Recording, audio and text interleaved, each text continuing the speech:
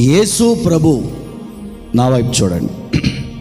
యేసు ప్రభు తన దగ్గర ఉన్నటువంటి శిష్యులకు యేసును వెంబడించడానికి బయలుదేరిన ఆయన పిల్లలకి ఒక మాట చెబుతున్నాడు. నేను మిమ్మల్ని తోడేళ్ల మధ్యలోనికి పంపిస్తున్నాను. తోడేళ్ల లాంటి స్వభావం కలిగిన వ్యక్తుల మధ్యలోనికి పంపిస్తున్నాను. మీరు వాళ్ళ మధ్యలో ఎలా బ్రతకాలి అంటే, పాముల వలె వివేకంగాను, పావురం వలె నిష్కపటముగాను బ్రతకాలి.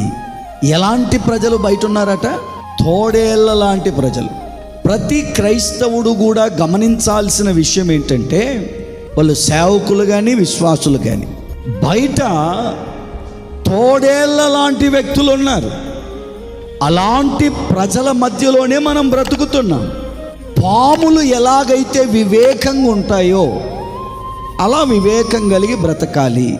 పావురం ఎలాగైతే నిష్కలంకంగా ఉంటుందో అలా నిష్కలంకంగా బ్రతకాలి.